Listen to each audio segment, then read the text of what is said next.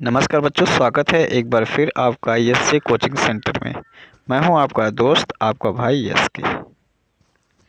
आज के इस क्लास में आप साइंस के बेहद ही महत्वपूर्ण क्वेश्चन देखेंगे जो कि अटल आवासीय विद्यालय क्लास 9th की तैयारी करने वाले बच्चों के लिए बेहद ही महत्वपूर्ण होगा। ठीक है, तो वीडियो को अंत तक पूरा जरूर देखिएगा क्योंकि इसी में से ही क्वेश्चन आप लोग के एग्जाम में देखने को मिलेगा। तो चलिए शुरू करते हैं। देखिए, फर्स्ट क्वेश्चन दिया गया खरीफ फसल का उदाहरण है गेहूं, आलू, धान, सोयाबीन। ठीक है, तो खरीफ फसल का उदाहरण इसमें कौन सा है? धान है। ठीक है, अब कभी कभी क्वेश्चन में ये भी पूछ लिया जाता है खरीफ फसल कौन से ऋतु में बोई जाती है। ठीक है, तो खरीफ फसल कब बोई जाती है? वो वर्षा ऋतु में बोई जाती है। ठीक है, तो आगे देखो, दानों को भूसे से अलग करना कहलाता है निराई, कटाई, भंडारण, थ्रेसिंग। तो क्या कहलाता है बच्चों? थ्रेसिंग कहलाता है। ठीक है, कुछ कुत्ते भौंक रहे होंगे, उस पर ध्यान मत देना। ठीक है, अपनी पढ़ाई पे ध्यान दीजिएगा। जंतुओं द्वारा प्राप्त खाद्य पदार्थ है दाल, शहद, फल, चावल। तो कौन सा सही है भाई? ये दूसरा वाला सही है। ठीक है, शहद।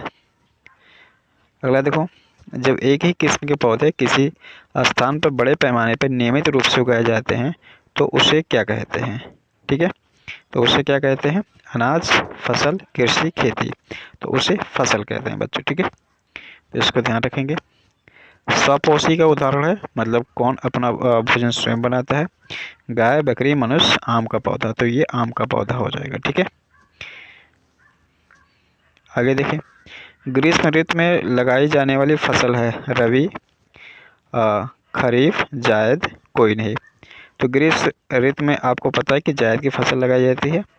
जायद की फसल कौन कौन सी होती है ये भी ध्यान रखना जरूरी है, जैसे ककड़ी, तरबूज, खरबूज, ये सब जायद की फसल होती है। ठीक है, इसको ग्रीष्म ऋतु में लगाई जाती है, अर्थात मार्च अप्रैल में लगाई जाती है। ठीक है, तो इसको ध्यान रखेंगे। खरपतवार का उदाहरण है मसूर, गाजर घास, तीसी, जूट। तो खरपतवार का उदाहरण यहाँ पर हो जाएगा गाजर घास, ये वाला सही हो जाएगा। ठीक, आगे देखो, फसल से अनाजों को अलग करने की प्रक्रिया को कहा जाता है। ठीक है, कटाई, उसाई, दौनी, भंडारण। ठीक है, फसल से अनाजों को अलग करने की प्रक्रिया को दौनी कहा जाता है। ठीक है, दौनी कहा जाता है। ठीक है, रेशेदार फसल है सूर्यमुखी, कपास, चना, गेहूं। तो ये बच्चों हो जाएगा कपास हो जाएगा। ठीक है, निम्न में कौन रबी फसल है? चना, धान, चना, मक्का, इनमें से कोई नहीं। तो रबी की फसल कौन सी बच्चों? इसमें चना हो जाएगा। ठीक है, आगे देखो, फसल चक्रण से मिट्टी की उर्वरता बढ़ जाती है, घट जाती है, अपरिवर्तित रहती है, इनमें से कोई नहीं। तो फसल चक्रण से मिट्टी की उर्वरता बढ़ जाती है। ठीक है, राइजोबियम नामक जीवाणु किस फसल के जड़ में पाए जाने वाले ग्रंथियों में उपस्थित होते हैं? ठीक है, तो राइजोबियम जो है वो जो फलीदार फसल होते हैं उनके जड़ में पाए जाते हैं, तो ये हो जाएगा फलीदार फसल। ठीक है, इसका सही हो जाएगा। मिट्टी को लौटने, पलटने एवं पोला करने की प्रक्रिया कहलाती है। तो मिट्टी को लौटना, पलटना ये सब जुताई के अंतर्गत आता है, तो ये वाला सही हो जाएगा। ठीक है, आगे देखो, ऋतु के आधार पर निम्न में से कौन सा फसल सबसे कम प्रचलित है? शरीफ, यहाँ पर खरीफ होना चाहिए था, इसे गलत लिख दिया। रबी, जायद, मिश्रित। ठीक है, तो यहाँ पर हो जाएगा मिश्रित। ऋतु के आधार पर निम्न में से कौन सी फसल सबसे कम प्रचलित है? मिश्रित फसल। ठीक है, आगे देखो, आगे खरपतवार का उदाहरण है। तो खरपतवार का उदाहरण यहाँ पर मसूर, घास, जूट, तीसी। तो ये सभी फसल है, ये घास जो है वो खरपतवार का उदाहरण है। जंतुओं द्वारा प्राप्त खाद्य पदार्थ है दाल, शहद, फल, चावल। तो आप लोग बताएं बच्चों कौन सा सही इसमें? शहद हो जाएगा ना। ठीक है, तो बेहद ही आसान सवाल रहते, थोड़ा सा दिमाग लगाएंगे आ जाएगा। निम्न विकल्पों में से कौन फलदार फसल है? नींबू, धान, गेहूं, ज्वार। तो फलदार फसल यहाँ पर नींबू हो जाएगा। ठीक है, ये वाला। रेशेदार फसल है सूर्यमुखी, कपास, चना, गेहूं। ये क्वेश्चन फिर से रिपीट हो गया, तो ये कपास हो जाएगा। आगे देखो, यूरिया में यूरिया में किस तत्व की अधिकता होती है? तो यूरिया में इसको काफ़ी बच्चे जानते होंगे, नाइट्रोजन होता है। ठीक है, आप लोग के खेतों में जो गेहूं में इस समय जैसे उसमें यूरिया बोया गया होगा ना, तो उसमें नाइट्रोजन की मात्रा सबसे अधिक होती है। ठीक है, रबी फसल ग्रीष्म ऋतु में लगाई जाने वाली फसल है। तो ग्रीष्म ऋतु अर्थात गर्मी में, तो गर्मी में कौन सी फसल लगाई जाती है? अभी हमने बताया। ठीक है, तो ये जायद की फसल लगाई जाती है। ठीक है, देखते हैं अगला क्वेश्चन। अगला क्वेश्चन है पैकेटों थैलियों में आने वाले दूध को खराब होने से बचाने के लिए किया जाता है किण्वन, पाश्चुरीकरण, भंडारण और नाइट्रोजन स्थिरीकरण।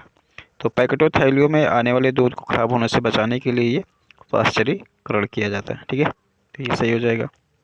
अगला देखें, नाइट्रोजन का वायुमंडल से मिट्टी, पौधे तथा जंतु में परिवहन की संपूर्ण प्रक्रिया को क्या कहते हैं? तो क्या कहते हैं यहाँ पर बच्चों, बताओ? नाइट्रोजनीकरण कहते हैं। ठीक है, ये तीसरा सही हो जाएगा। अगला देखो, दूध को दही में परिवर्तित करने वाला सूक्ष्म जीव है बेसिलस एंथेसिस। तो आप लोग को अभी एक क्वेश्चन बताया गया। ठीक है, दूध को दही में परिवर्तित करने वाला कौन सा? लैक्टोबैसिलस है। ठीक है, तो ये सही हो जाएगा। आगे देखें, सूक्ष्म जीव कहाँ पाए जाते हैं? जल, वायु, मिट्टी, इनमें सभी। तो ये हो जाएगा, इनमें सभी पाया जाता है। ठीक है, सभी में पाया जाता है। ब्रेड बनाने की प्रक्रिया के दौरान कौन सी गैस उत्पन्न होती है? तो ब्रेड बनाने के दौरान जो है वो कार्बन डाइऑक्साइड उत्पन्न होती है। तो ये सही हो जाएगा। चीनी को एल्कोहल में बदलने की प्रक्रिया क्या कहलाती है? मोल्डिंग, किण्वन, नाइट्रोजन स्थिरीकरण, संक्रमण। ठीक है, तो चीनी को एल्कोहल में बदलने की प्रक्रिया क्या कहलाती है? किण्वन कहलाती है। ठीक है, तो ये सही हो जाएगा। आगे देखें, अगला क्वेश्चन है, किण्वन की खोज किसने की थी? लुई पास्चर ने, एडवर्ड जेनर। तो ये लुई पास्चर ने ही की थी। ठीक है, तो ये सही हो जाएगा, फर्स्ट वाला। अगला देखें, पेनिसिलिन प्रतिजैविक की खोज किसने की? फिर वही क्वेश्चन है। ठीक है, Edward Jenner, Alexander Fleming, Robert Koch. ठीक है, तो ये इन्होंने की थी, अलेक्जेंडर फ्लेमिंग ने। ठीक है, अगला देखें, अगला क्वेश्चन देखें, मजबूत रेसे जिनका उपयोग पैराशूट तथा चट्टान पर चढ़ने हेतु रस्सी बनाने में किया जाता है, रेयान का, नायलॉन, पॉलिएस्टर, एक्रिलिक। तो यहाँ पर नायलॉन हो जाएगा सही। ठीक है, आगे देखो, उच्च अणुभार वाले बहुलक को कहते हैं प्लास्टिक, पीड़कनाशी, कांच, सीमेंट। तो उच्च अणुभार वाले बहुलक को कहते हैं यहाँ पर प्लास्टिक कहते हैं। ठीक है, तो ये सही हो जाएगा। अगला देखें, पॉलीथीन किस प्रकार का प्लास्टिक है? मेलामाइन, थर्मोप्लास्टिक, रेशम, पॉलीबुल। तो पॉलीथीन जो है वो थर्मोप्लास्टिक है। ठीक है, ये सही हो जाएगा।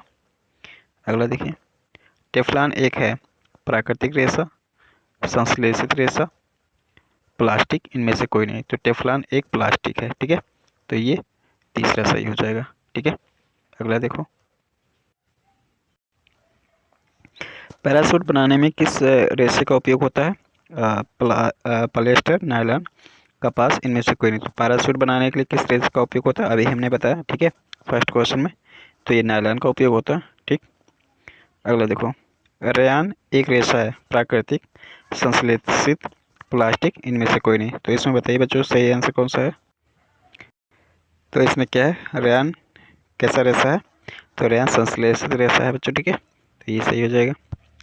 अगला देखिए, निम्न में से कौन प्राकृतिक बहुलक है? Polyester, cellulose, acrylic, nylon. ठीक है, तो निम्न में से कौन सा प्राकृतिक बहुलक है? तो ये है सेलुलोज, बी वाला ऑप्शन सही हो जाएगा। अगला देखिए, निम्न में कौन प्राकृतिक रेशा है? रेशम, नायलॉन, रेयान, पॉलिएस्टर। ठीक है, तो निम्न में से कौन सा प्राकृतिक रेशा है? ये है रेशम है। ठीक है, तो ये सही हो जाएगा। अगला देखिए, संश्लेषित निम्नलिखित में संश्लेषित रेशा है सूती रेशे, पॉलिएस्टर, रेशमी, इनमें से कोई नहीं। तो संश्लेषित रेशा इसमें से पॉलिएस्टर है। ठीक है, तो ये बी वाला सही है। अगला देखो, वर्तमान दैनिक जीवन में लकड़ी की जगह हम किस चीज़ का उपयोग ज़्यादा कर रहे हैं? प्लास्टिक का, लोहा का, तांबा का, एल्युमिनियम का। तो हम लोग लकड़ी की जगह इसमें प्लास्टिक का उपयोग ज़्यादा कर रहे हैं। ठीक है, तो ए वाला ऑप्शन सही हो जाएगा। अगला देखो, सेल्यूलोज का शुद्ध रूप क्या है? कागज़, रबर, प्लास्टिक, इनमें से कोई नहीं। तो सेल्यूलोज का शुद्ध रूप क्या है? वो है कागज़। ठीक है, तो ये फर्स्ट वाला ऑप्शन सही हो जाएगा। अगला देखो, बेकेलाइट एक है प्राकृतिक रेशा, संश्लेषित रेशा, प्लास्टिक, इनमें से कोई नहीं। तो बेकेलाइट एक प्लास्टिक रेशा है, ये सी वाला ऑप्शन सही है। ठीक है, अगला देखो, पदार्थ जो प्राकृतिक प्रक्रिया जैसे जीवाणु द्वारा अपघटित हो जाता है कहलाता है। तो जीवाणु जो द्वारा जो अपघटित हो जाता है उसे हम जैव निम्नीकरणीय कहते हैं, अर्थात ए वाला यहाँ पर सही हो जाएगा। ठीक है, निम्न में से कौन सा प्राकृतिक बहुलक है? तो प्राकृतिक बहुलक यहाँ पर जो है ऑप्शन, प्राकृतिक बहुलक यहाँ पर है सेलुलोज। ठीक है, तो ये सही हो जाएगा। अगला देखो, पॉलीथीन किस प्रकार का प्लास्टिक है? तो पॉलीथीन थर्मोप्लास्टिक है। ठीक है, तो ये बी वाला सही हो जाएगा। अगला देखो, संश्लेषित रेशे छोटी इकाइयों से बने होते हैं जिन्हें कहते हैं बहुलक, भाग, कोशिका, काष्ठ। तो इसको कहते हैं बच्चों, इसको बहुलक कहते हैं। ठीक है, तो ये सही हो जाएगा। अगला देखो, स्पिन रेट निम्न किस कार्य के लिए प्रयुक्त किया जाता है? ब्लीचिंग, रंगाई, सुखाई के लिए, सुखाने के लिए, धागे बनाने के लिए। तो इसमें कौन सही हो जाएगा? इसमें ये डी वाला ऑप्शन सही है। ठीक है, धागे बनाने के लिए। कपास एक बहुलक है जो कहलाता है पड़ रहित, काष्ठ, सेलुलोज, पेप्टाइड्स। ठीक है, तो कपास एक बहुलक है जो पड़ रहित रहता है। ठीक है, तो ये ए वाला ऑप्शन सही हो जाएगा। अगला क्वेश्चन देखें, निम्न में कौन सा मानव निर्मित रेशा है? कपास, ऊन, रेयान, रेशम। तो मानव निर्मित रेशा जो है वो रेयान है। ठीक है, ये सही हो जाएगा। अगला देखें, रेयान एक रेशा है, प्राकृतिक, संश्लेषित, प्लास्टिक, इनमें से कोई नहीं। तो रेयान कैसा है भाई? ये प्लास्टिक रेशा है ना, तो ये वाला ऑप्शन सही हो जाएगा। ठीक है, तो आज की इस वीडियो में इतना ही, मिलेंगे किसी दूसरी वीडियो में। यदि आपके लिए ये वीडियो हेल्पफुल रह रहा हो, आपकी तैयारी में थोड़ा भी इम्प्रूवमेंट हो रहा है, तो आप वीडियो को लाइक और चैनल को सब्सक्राइब जरूर करें। तो मिलते हैं किसी दूसरी वीडियो में, तब तक के लिए बहुत बहुत धन्यवाद।